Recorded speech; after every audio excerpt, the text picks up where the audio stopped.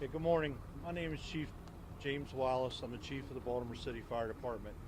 I'm joined this morning by our Mayor Brandon Scott, Council President Mosby, Councilwoman Porter, County Executive Johnny Oshevsky, and Baltimore County Fire Chief Joanne Rund.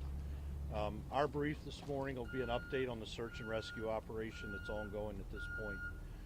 So at approximately 0140 hours this morning, our 911 center dispatched a call to the Baltimore City Fire Department for a report of a water rescue in the Patapsco River in the area of the Key Bridge.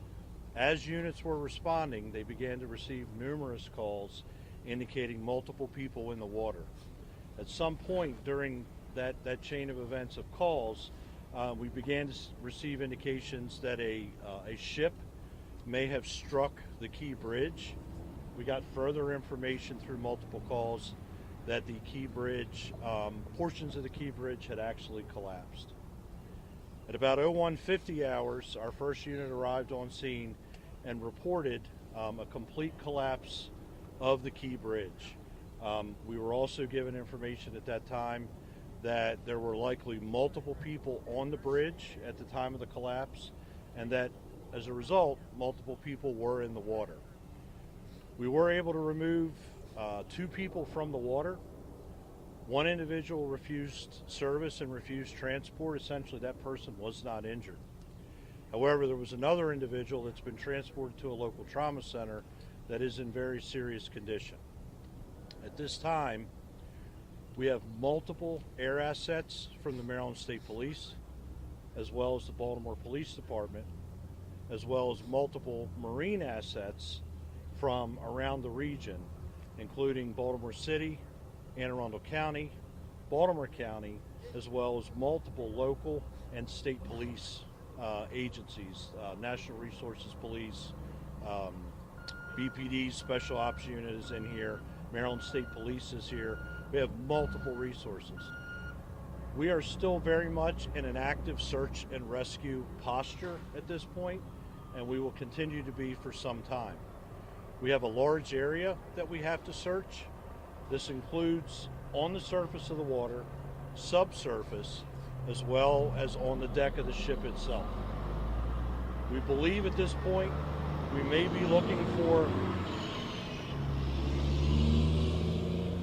looking for upwards of 7 individuals. That's the latest information we have. However, what I will say is the information that I'm giving you right now is as of right now. That's what we know right now. This is a very large incident. It involves a very large footprint. Multiple agencies are operating. Therefore, information is subject to change as we get more intel and as our crews work through the morning. Over the next 8 to 12 hours, you can expect to continue to see our air and maritime assets functioning out on the water and in the air above. We need to do damage assessment of the ship itself before we can board that ship. And we need to continue our subsurface search, which is including different types of sonar. We have side scan sonar. We have other sonar capabilities here. We have underwater UAVs that we're working with. And throughout the night, we've also been working with infrared technology, both from the air and on the water surface. So I'm going to wrap up here with just saying this continues to be a search and rescue operation. It continues to be a very dynamic operation with multiple local, state, and federal resources involved.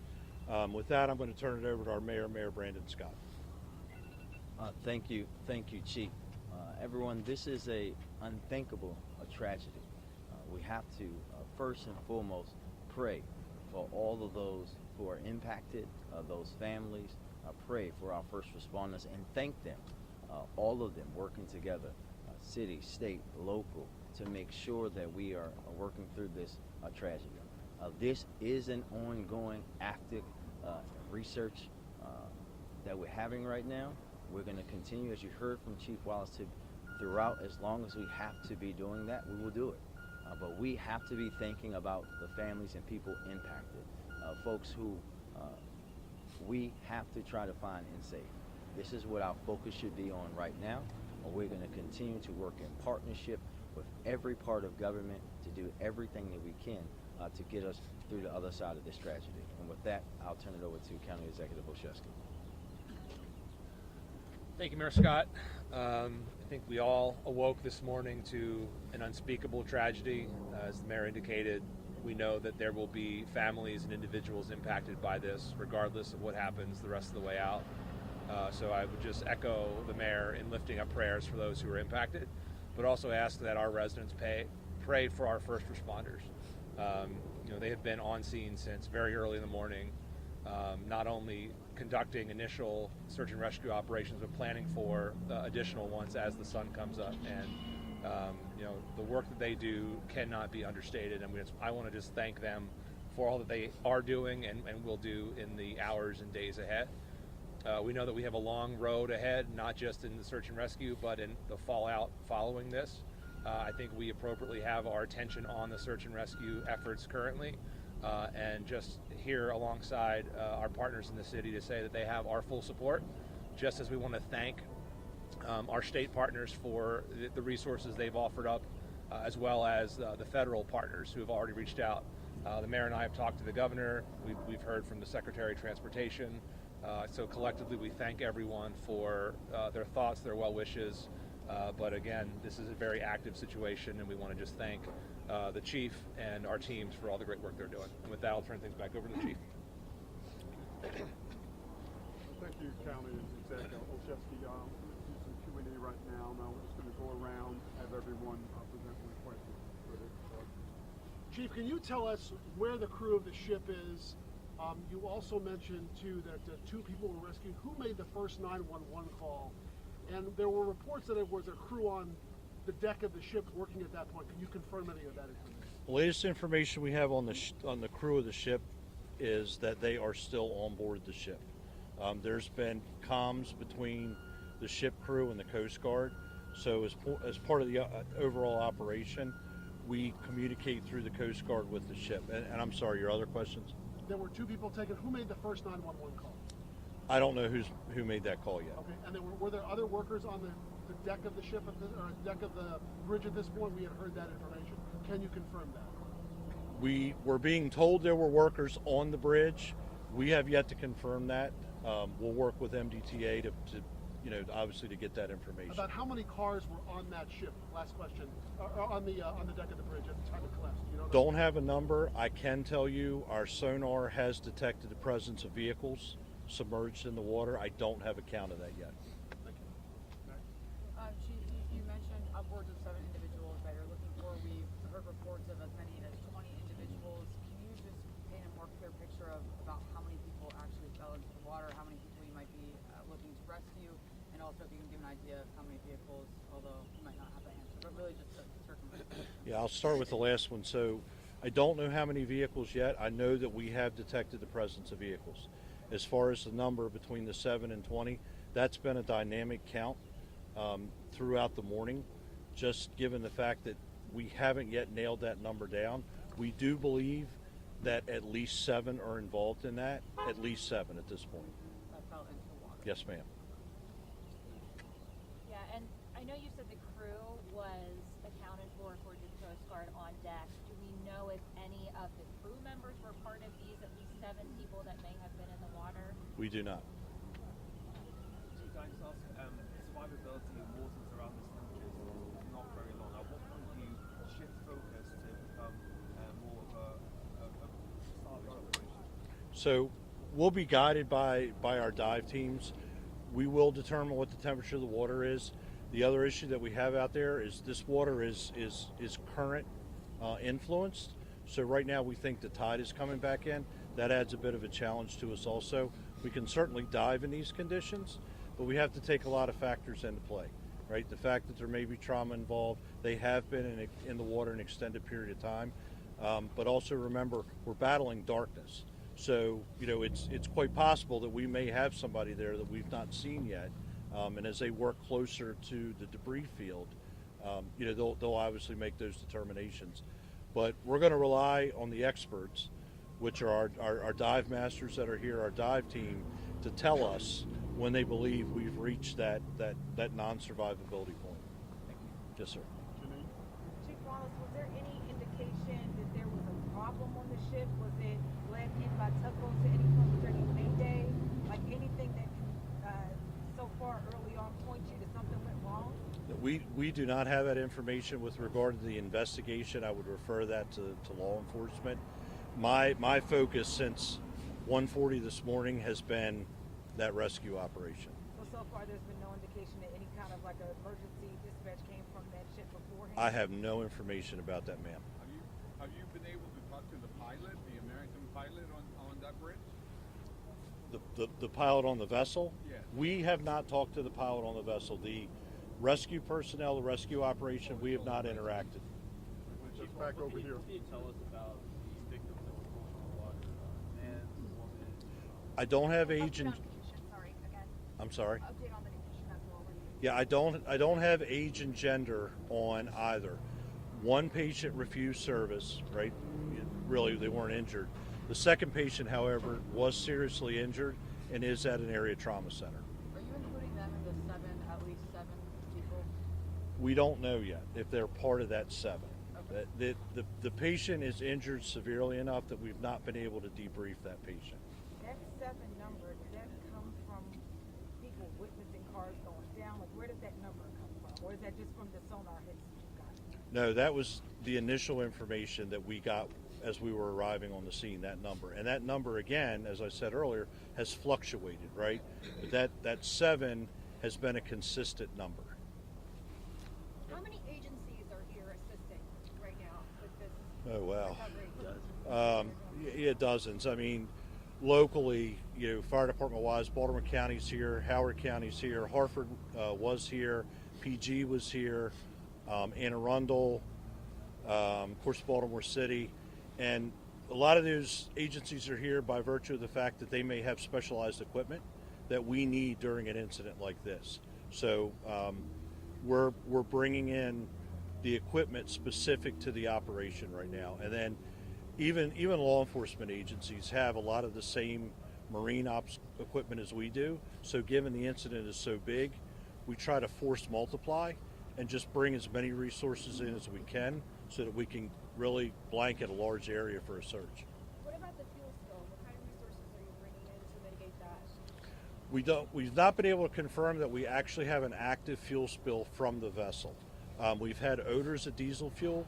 The Maryland Department of the Environment is here, as well as the Coast Guard, so they would take leads on that as well. We hope as the sun comes up a little bit with the air assets that are up to get a much better picture, if we do have a fuel spill, what the impact has been so far. Talk about the air assets that are up as the daylight comes up. How's that going to impact that with those resources? Yeah, Maryland State Police has been here. Foxtrot is also working this. There are 2 air resources right now.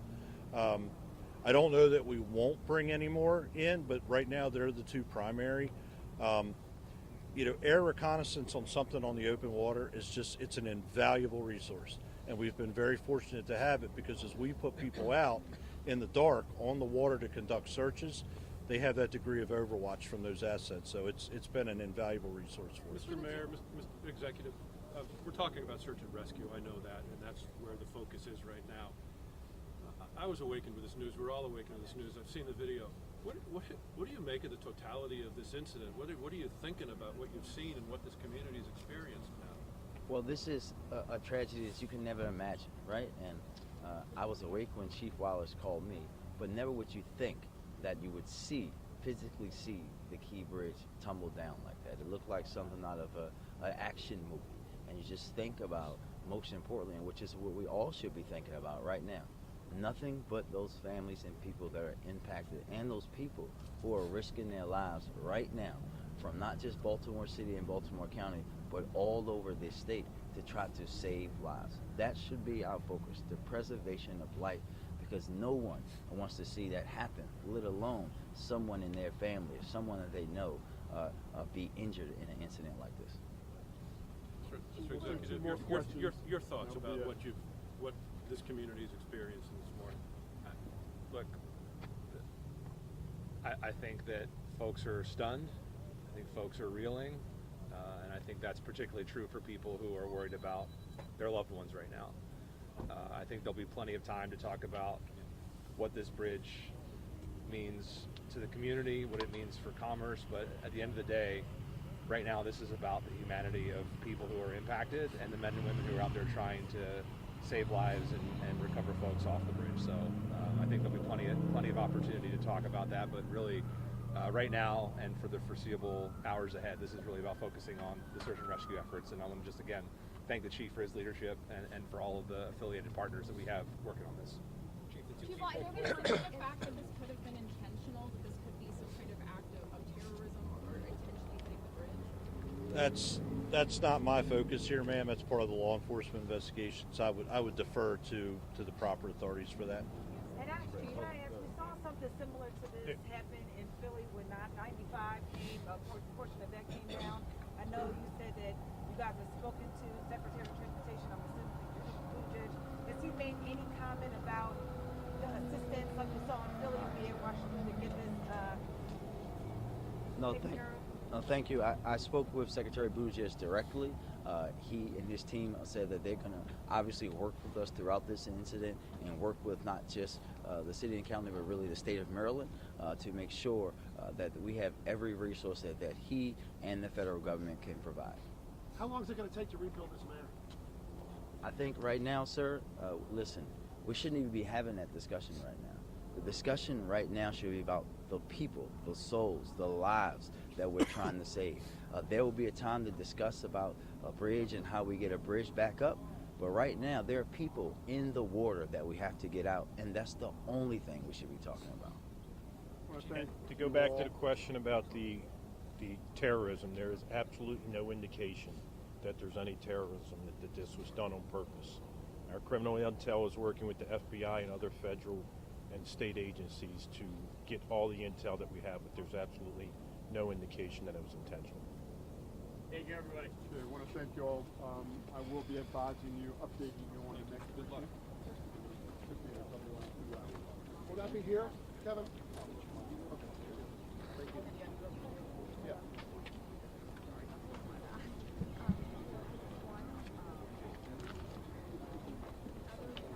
Talking about the key, the